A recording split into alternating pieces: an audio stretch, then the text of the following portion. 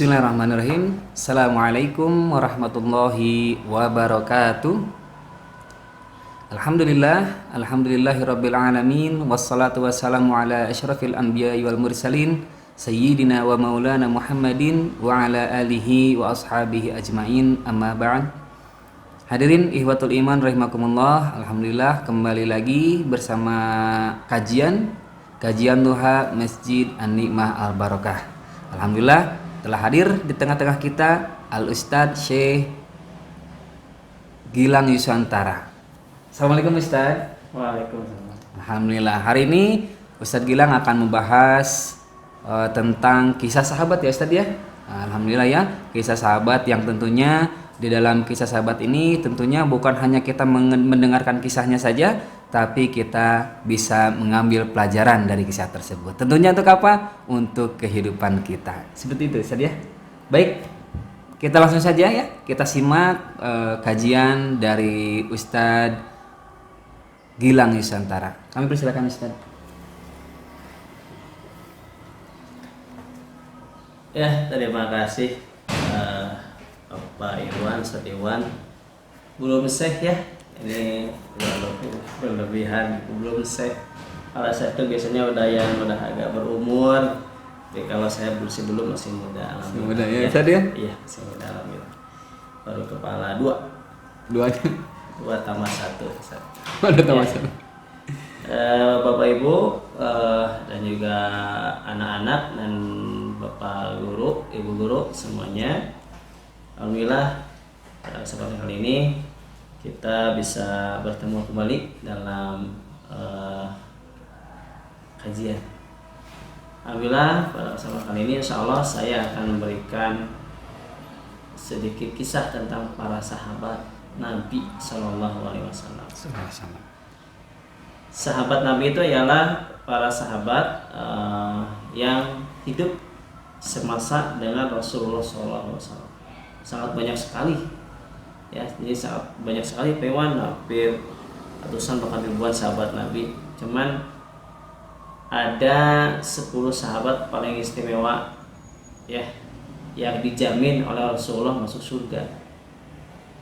Seperti yang tertera pada hadis riwayat Ahmad. An Abdurrahman bin Auf qala Rasulullah sallallahu alaihi wasallam Abu Bakar fil jannah wa Umar fil jannah wa Utsman fil jannah wa Ali fil jannah wa Talhah fil jannah wa Zubair fil jannah wa Abdurrahman bin Auf fil jannah wa Sa'ad fil jannah wa Sa'id fil jannah wa Abu Ubaidah ibn Jarrah fil jannah. Rawahu Tirmizi. Abu Bakar di surga, Umar di surga, Utsman di surga, Ali di surga, Talhah di surga, Az-Zubair di surga, Abdurrahman bin Auf di surga, Sa'ad bin Abi Waqqas di surga, Sa'id bin Zaid di surga, Abu Ubaidah bin Al-Jarrah di surga. Hadis riwayat Ahmad, Tirmizi, An-Nasai. Jadi ini 10 ya. 10 sahabat yang dijamin masuk surga, yaitu Abu Bakar Siddiq, Umar bin Khattab, Utsman bin Affan, Ali bin Abi Thalib, Talhah bin Ubaidillah, Az-Zubair bin Awam, Abdurrahman bin Auf, Sa'ad bin Abi Waqqas, Sa'ad dan Sa'id dan Abu Ubaidah bin Al-Jarrah. 10 sahabat Nabi masuk surga dijamin. Para sahabat hadirin hadirat yang dimuliakan oleh Allah, 10 sahabat ini dijamin masuk surga oleh Rasulullah. Seperti kita ketahui, Rasulullah itu digelari Al-Amin dan tidak pernah bohong, tidak mungkin Rasulullah bohong. Dan ini sudah pasti dijamin oleh Rasulullah masuk surga. Kenapa mereka semua yang 10 itu dijamin oleh Rasulullah masuk surga? Tentunya ada amal-amalan yang istimewa yang mereka lakukan. Tapi Ustaz Dewan kayaknya kalau kita bahas 10 sahabat terlalu panjang ya. Nggak cukup Ustaz ya waktunya ya. Waktunya kita akan pilih-pilih saja ya. Di antaranya salah satu amalan yang membuat mereka jadi masuk surga itu yaitu mereka sangat ringan dalam bersedekah. Salah satu amalan yang mereka lakukan oleh sebuah sahabat itu ialah mereka kalau bersedekah itu tidak tanggung-tanggung saja, Pak. Gitu ya. Tidak misalkan kalau punya harta misalkan 1 juta sedekah 10.000, enggak. Enggak ya, Ustaz. Mungkin mereka bisa semua harta yang mereka sedekahkan. Ringan sekali dalam bersedekah. Terutama Abu Bakar As-Siddiq radhiyallahu anhu. Dikisahkan pada waktu itu mau perang Tabuk. Lalu kemudian Rasulullah pada saat itu berkata, siapa yang mau berinfak? Lalu Umar kemudian berkata dalam hati. Umar juga menjadari bahwasanya Abu Bakar ini itu tidak bisa dikalahkan dalam hal berinfak. Dalam sedekah infak itu tidak bisa dikalahkan Abu Bakar ini karena saking sangat murah hatinya Abu Bakar ini. Lalu pada saat mendengar pengumuman bahwa Rasulullah menganjurkan kepada sahabat untuk berinfak sedekah, Umar pada saat itu langsung bergegas. Saya saat ini pasti akan bisa mengalahkan Umar nih. Ini saatnya saya mengalahkan Umar dalam hal bersedekah. Pada saat itu Umar langsung membawa setengah hartanya. Jadi bukan setengah bukan setengah yang kadang kan kalau kita harta ada harta yang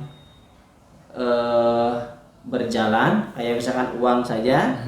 Ada harta tuh semua rumah, kendaraan itu semuanya disatukan jadi harta itu kan. Nah, Umar ini dia langsung bersedekah setengah harta yang dimiliki. Bukan yang harta yang dia bawa, bukan, tapi yang dimiliki. Berarti setengah dari harga rumahnya, setengah dari harga kendaraan yang dimiliki oleh Umar. Itu semua apabila dikumpulkan semua, setengahnya itu sama Umar disedekahkan. Kebayang kalau kita misalkan punya rumah atau punya mobil, punya kendaraan, simpanan, kalau totalkan pasti kan miliaran rupiah. Nah, seperti itu kita sedekahkan setengahnya. Bagaimana? Banyak sekali kan. Nah, itu juga Umar pada saat itu dia mensedekahkan setengah dari harta yang dia miliki pada saat itu. Sedekahkan semuanya dibawa ke Rasul. Ya Rasul, ini sedekah punya saya. Lalu apa yang kamu tinggalkan untuk istrimu? Kata Rasul, saya tinggalkan setengah dari harta saya untuk istri saya dan anak saya. Bagus, kata Rasul. Kemudian datang Abu Bakar. Ternyata Abu Bakar mensedekahkan semuanya harta yang dimiliki, Ustaz. Semuanya disedekahkan. Baik itu kalau misalkan kita mau ya punya rumah, punya kendaraan, punya simpanan, semuanya itu disedekahkan. Nggak ada yang tersisa. Semua disedekahkan pada saat itu untuk umat Islam pada saat itu. Akhirnya Umar mengakui bahwasanya berarti memang Abu Bakar ini dalam masa sedekah ini tidak bisa dikalahkan. Lalu kemudian ada kisah lain tentang sedekah ini Abu Bakar ini, yaitu pada saat itu ini berhubungan dengan sahabat yang lain. Pada saat itu ada salah satu sahabat yang dia itu Ustaz, setiap subuh itu selalu terburu-buru. Biasanya kan kalau para sahabat udah subuh, udah sholat itu kan banyak berdoa, zikir, minta sama Allah, karena kan salah satu waktu dikabulkan doa itu kan ketika subuh. Kalau sahabat ini dia tidak berdoa, jadi setelah sholat subuh dia langsung pergi, terus seperti itu.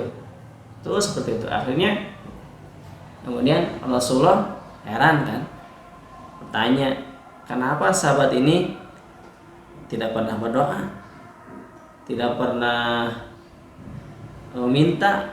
Apakah dia orang kaya atau gimana? Apakah dia tidak punya kebutuhan? Lalu kemudian Rasulullah memanggil sahabat tersebut, "Hai, kenapa engkau selalu terburu-buru ketika selesai sholat subuh? Kenapa?" Lalu sahabat itu bertanya, "Ya Rasulullah, sungguhnya saya itu di rumah itu bertetangga dengan seorang fasik. Tetangga orang fasik. Orang fasik itu ya dia digolongkan agamanya kurang. Bisa jadi walau alam dia seorang Yahudi atau Nasrani. Nah, tetangganya ini sangat pelit, Ustaz. Jadi tidak mau berbagi gitu, bahkan licik lah, licik. Nah, sahabat Rasulullah ini yang ditanya oleh Rasul ini berkata lagi, saya tuh punya sahabat tetangga dan tetangga saya itu punya pohon kurma. Dia punya pohon kurma dan si pohon kurma itu nyorondoy, Ustaz. Nyorondoy ya, Ustaz, nyorondoy. Nyorondoy itu jadi misalkan ini rumahnya sahabat, ini rumahnya Yahudi. Nah, si pohon kurma tuh gini. Ke rumah ya, sampai ke rumah itu ya. Rumahnya. Nah, ya. Nah, otomatis kan si buah kurma ini itu kalau tertiup angin tuh jatuh ke rumahnya sahabat ini. Ya. Nah, lalu sahabatnya berkata lagi, iya Rasulullah, kalau setiap malam itu kan angin besar di Madinah pada saat itu, angin besar. Nah, si kurma itu suka jatuh ke genteng, suka jatuh ke halaman si rumah ini yang punya sahabat ini kan. Nah, ya Rasul, kalau saya tidak buru-buru pulang setelah sholat subuh, maka anak saya akan keburu bangun dan dia akan memakan kurma milik tetangga saya. Dan saya tidak sudi, saya tidak mau anak saya memakan harta yang tidak jelas. Itu Ustaz. Tidak jelas. Makanya sampai suatu saat ya Rasulullah, saya tidak sengaja telat pulang ke rumah, anak saya sudah bangun. Lalu dia mengambil kurma yang ada di bawah dimakan. Nah, sebelum sampai ke rokongan saya ambil itu kurmanya karena saya tidak mau ada harta haram masuk ke dalam perut anak saya. Mendengar cerita tersebut Rasulullah menangis. Nangis. Ya Allah, sampai segitunya penderitaan itu kan yang dirasakan oleh sahabat ini. Lalu Rasul ini memanggil tetangganya sahabat ini, dipanggillah Rasulullah. Wahai engkau, sudahkah engkau nanti di surga nanti menerima balasan di surga? Pohon kurma ini kamu di surga ini akan mendapatkan pohon kurma yang lebih dari ini. Ada kurmanya sangat bagus, kemudian ada mutiara di sana sini, ada emas ini. Mau nggak engkau diganti kurma yang ini dengan kurma di surga nanti, kata Rasulullah. Lalu ada dasar licik, Ustaz. Tetangga ini nggak mau ditukarin. Wahai Muhammad, saya tidak pernah berdagang dengan seperti ini, hal seperti ini. Saya biasanya berdagang dengan hal-hal yang real, yang biasa. Kalau mau beli sekalian. Jangan ditukarkannya seperti itu, saya tidak mau. Gak mau, Ustaz. Padahal kan Rasulullah itu dia dijamin surga dan perkataannya tidak mungkin bohong. Tapi karena memang dia orang fasik, dia licik, dia nggak mau. Lalu hal tersebut terdengar oleh Abu Bakar. Abu Bakar As-Siddiq tadi terdengar. Lalu Rasulullah berkata, Abu Bakar berkata kepada Rasul, apakah hal itu berlaku bagi saya apabila saya membeli pohon kurma milik dia? Iya. Kemudian tanpa basa-basi, ya Ustaz, kurma milik tetangga sahabat ini dibeli oleh Abu Bakar. Subhanallah. Dengan harga yang berkali-kali lipat. Karena kan licik dia. Tadinya kalau misalkan harga pohon kurma itu pada saat itu harganya 50 juta, dijual dengan harga 110 juta. Tidak ditawar-tawar lagi, dibeli langsung. Gitu. Karena saking dermawannya Abu Bakar ini. Gitu kan. Dibeli aja. Abu Bakar deal, dibeli. Nah, emang licik sahabat, sahabat. Tetangga sahabatnya memang licik dari dasarnya. Nah, suatu malam tetangga yang licik ini dia berkata kepada istrinya, tahu nggak, kurma itu dibeli gak sama Abu Bakar, tapi sebenarnya besok pagi atau besok subuh aku akan mengambil buahnya. dan tidak akan aku sisakan sedikit pun untuk tetangga kita. Dia licik. Nah, ketika mau diambil kurma itu, pagi-paginya ketika sahabat yang bukan sahabat, tetangga ini keluar rumah, dia mengambil kurma itu Pak Ustadz, ya, tiba-tiba kurma ini itu berpindah ke depan rumah sahabat Rasul yang miskin tadi. Pohonnya Ustaz pindah ya? Pohonnya pindah dan Subhanallah. tidak ada bekas sedikit pun di sana. Nggak bekas galian, nggak ada ya? Nggak ada bekas galian, itu kan nggak ada bekas diseret, nggak ada. Wow. Subhanallah. Itulah salah satu kisah ya dari Abu Bakar, Ustaz. Jadi Abu Bakar itu tadi dengan Umar, lalu dengan sahabat yang tadi, kedermawanannya sudah sangat tidak diragukan lagi, luar biasa. Lagi Ustaz, ini ada lagi sahabat yang sangat dermawan, yaitu namanya Utsman bin Affan. Bahkan sampai sekarang sumur Utsman ini masih ada sampai sekarang. Sampai sekarang Ustaz ya? Sampai sekarang masih ada. Dikisahkan pada saat itu ada sumur milik orang Yahudi. Sumur ini pada saat itu tidak pernah kering, selalu ada airnya, tidak pernah kering sumur ini. Nah, Alkisah pada saat itu di kota Madinah pada saat itu kering kerontang, nggak ada air pada saat itu. Air hanya ada di sumurnya orang Yahudi itu, gitu kan.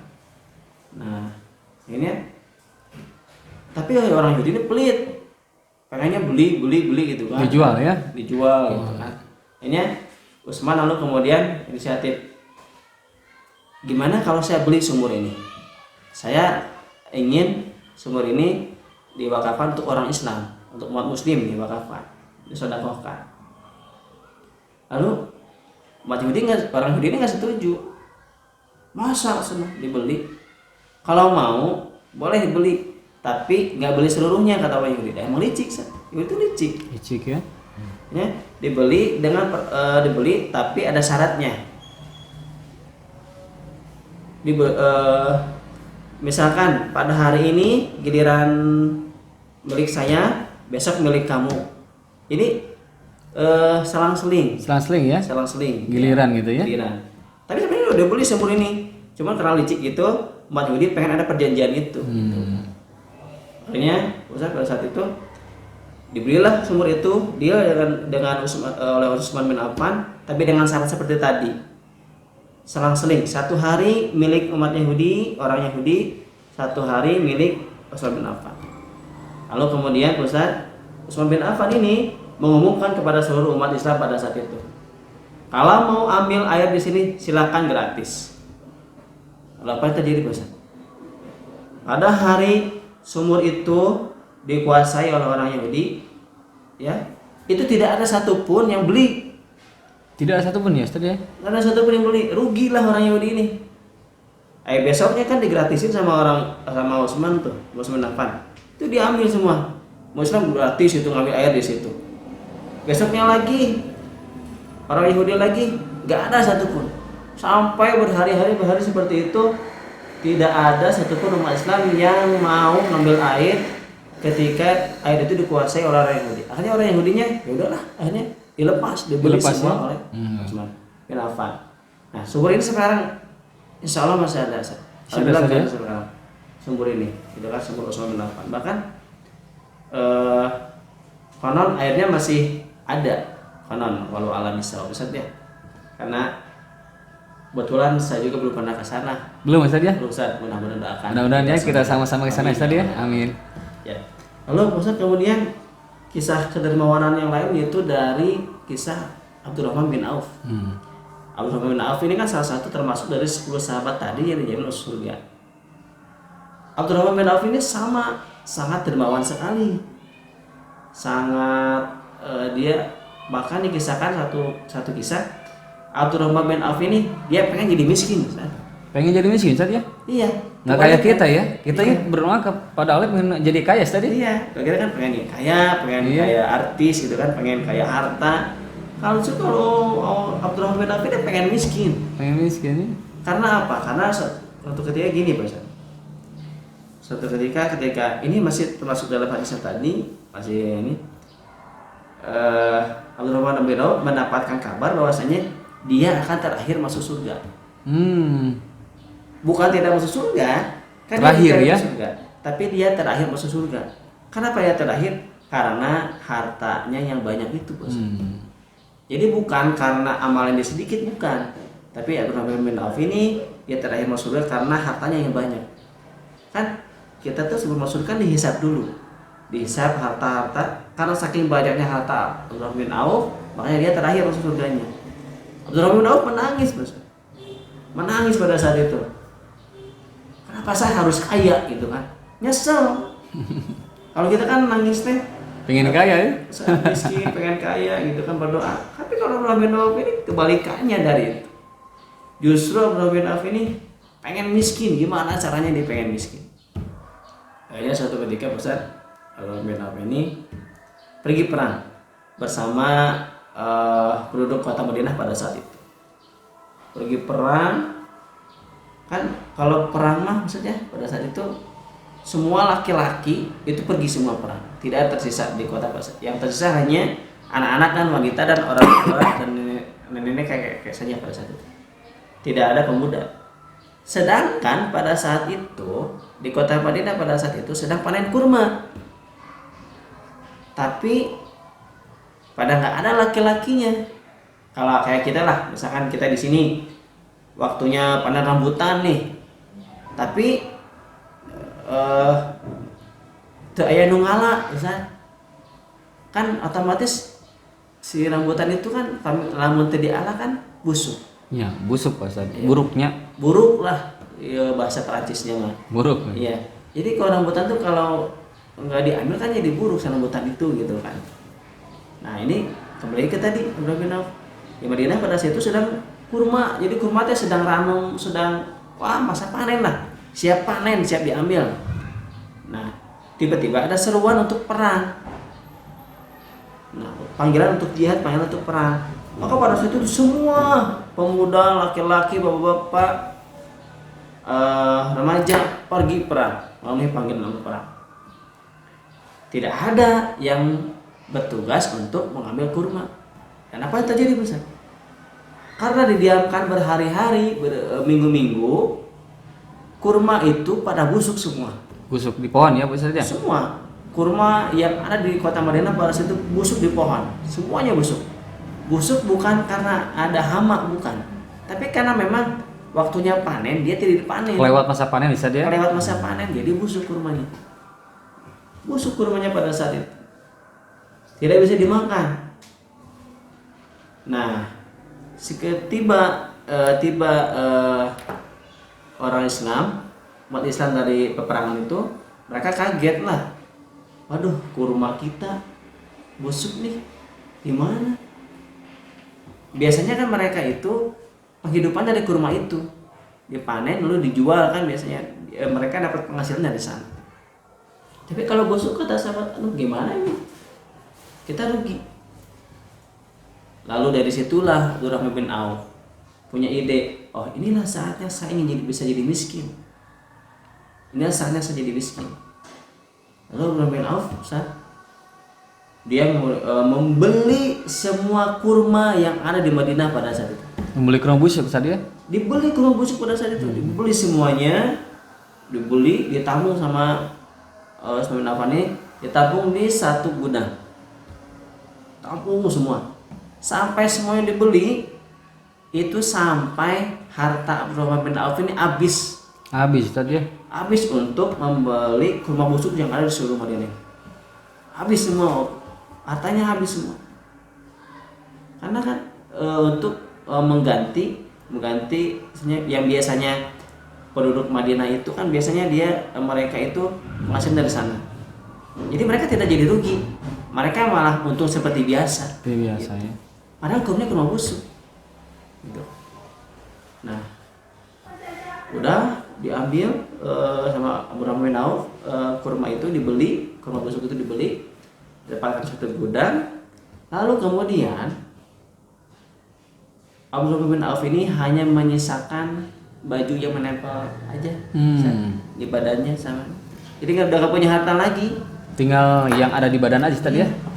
Tapi justru hal seperti itu malah membuat bahagia Abdurrahman bin Auf. Senang, alhamdulillah saya miskin, saya tidak jadi masuk surga terakhir. Bahagia Abdurrahman bin Auf. Kalau kita gimana? Nangis Ustaz ya. Nangis tiba-tiba harta kita banyak, sulit nggak punya harta, wah mungkin stres Ustaz ya. Tapi Abdurrahman ini dia malah senang.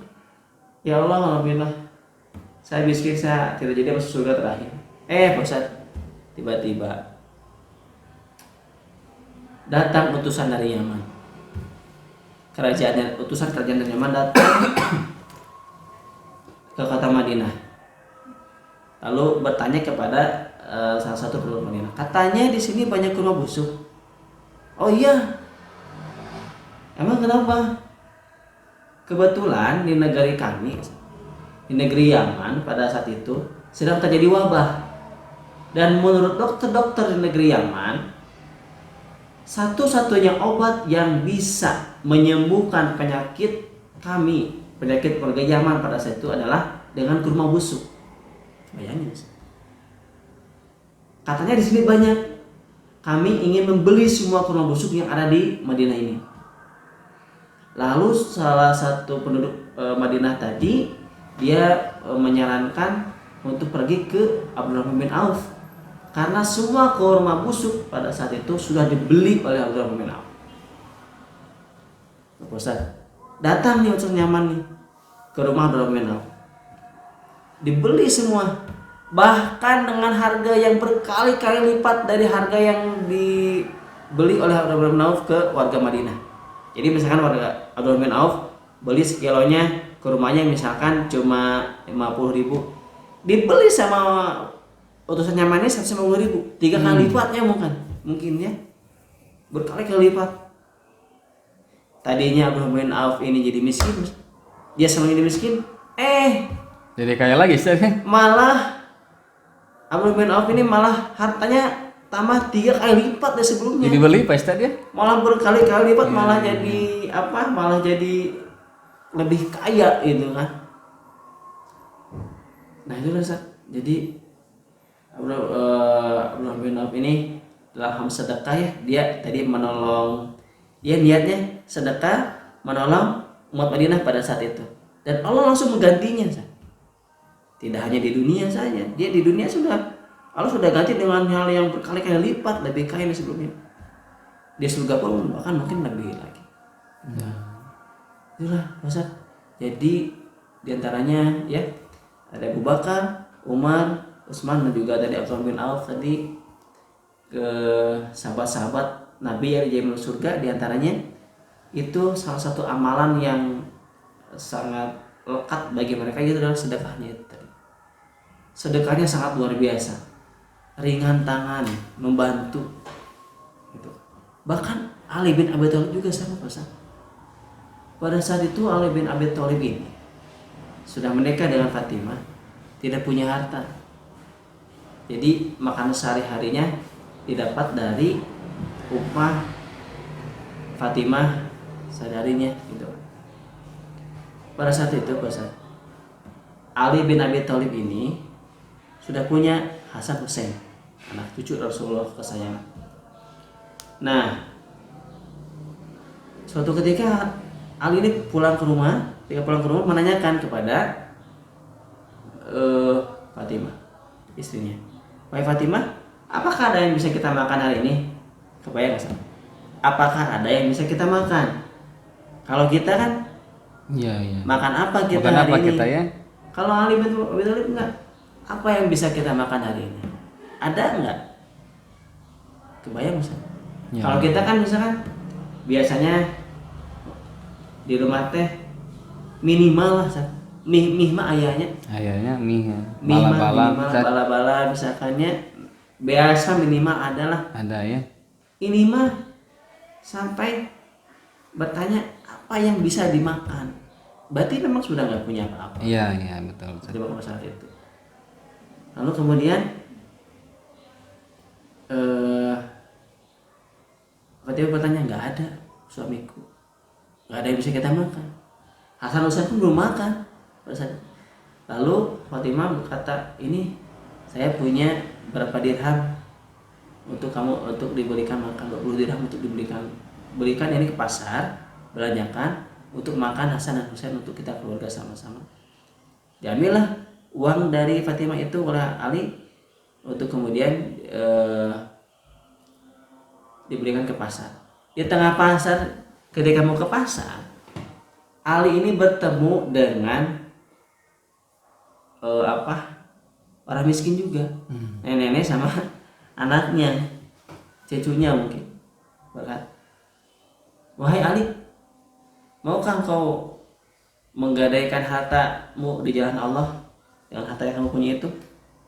Ali berpikir, kalau saya kasihkan, nanti keluarga saya bisa makan apa? Gak bisa makan.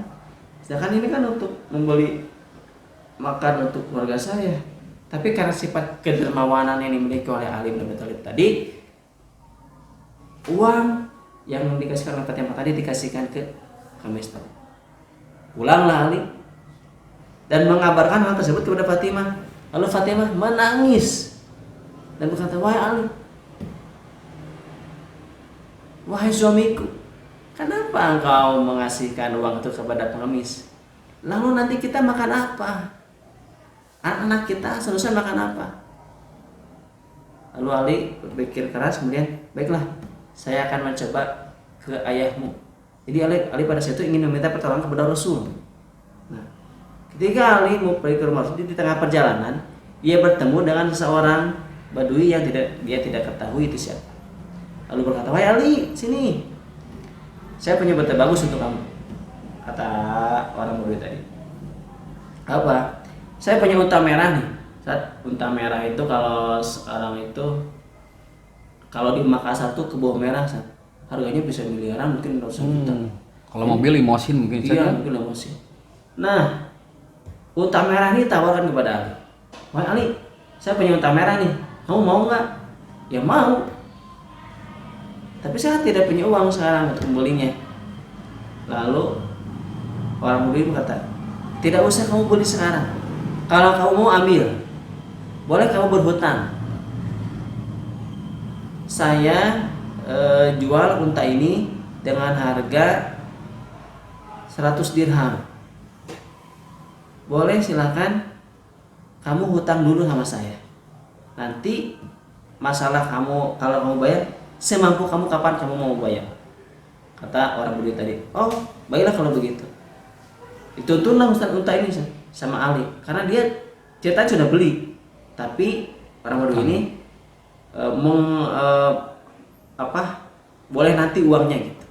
Nah, dibawa oleh Ali ini, unta ini dibawa. Di tengah perjalanan tadi, kemudian dipertemuan lagi dengan orang Badui yang lain. Lalu berkata, wahai Ali, untanya bagus sekali. Dapat dari mana? Saya beli dari dia, dari orang yang di sana. Tapi saya berhutang, gitu, nggak cash istilahnya. Kalau begitu, saya beli unta kamu. Oke, baiklah. Berapa kamu beli unta saya? Saya beli 300 dirham. Ali tadi beli 100. Dia tawar 300. Lalu tanpa basa-basi, boleh. Oke, baiklah. Silakan ini untanya diambil. Kemudian unta itu dibeli lagi oleh orang Badui yang lain, diambil. Kemudian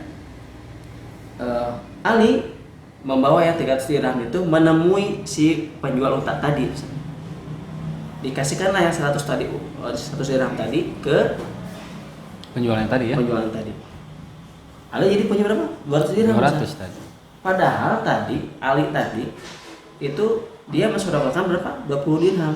Tapi dia dapat balasan 200 dirham, Ustaz. Ya. 10 kali lipat balasan. Itu karena apa? Karena keikhlasan Ali, kedermawanan Ali menolong pengemis tadi, dan Allah langsung membalasnya pada saat itu juga. Jadi sahabat-sahabat Rasul yang 10 yang dijamin surga tadi itu jangan ditanya tentang kedermawanannya. Mereka sangat dermawan sekali. Itulah salah satu amalan yang menuntun mereka sampai mereka dijamin masuk ke dalam surga. Oleh karena itu Bapak Ibu guru, anak-anak dan juga mahasiswa, marilah kita ya sama-sama meniru amalan-amalan dari para sahabat ini. Kita bersedekah di jalan Allah.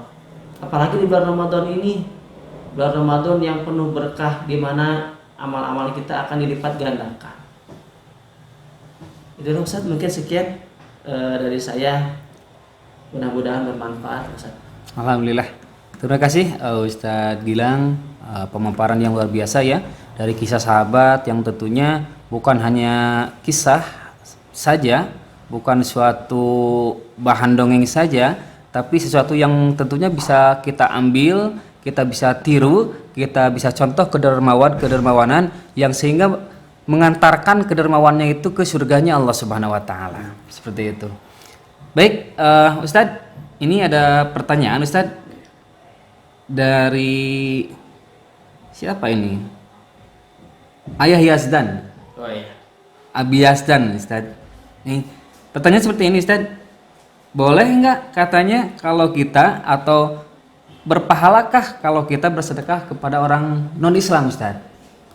Seperti itu, Ustadz. Atau pahalanya atau boleh apakah pahalanya sama dengan kita bersedekah dengan kepada orang Islam?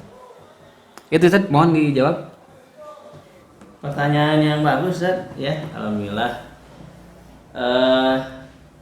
Sedekah itu Ustaz ya, Rasulullah mengajarkan kepada kita bahwa bersedekah itu kepada siapa saja, kepada umat Islam atau kepada umat yang lain. Tapi tentunya kita harus melihat dari sisi sosialnya Ustaz. Kalau misalkan kita punya tetangga dan dia beragama, berkeyakinan lain daripada kita dan yang membutuhkan, why not kalau kita tidak bersedekah untuk mereka.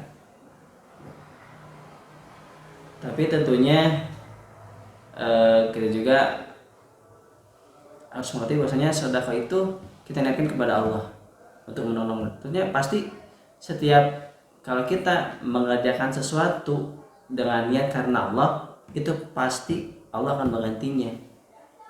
Tidak mungkin kita berbuat baik karena Allah tidak menerima, tidak mungkin.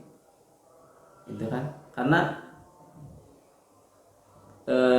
kecuali kalau kita gini, kita ingin bersedekah karena ingin dilihat, ingin dipuji. Nah, itu tidak mungkin dapat pahala. Nanti pahalanya dari orang yang ingin kita dipuji oleh dia, gitu kan. Ya.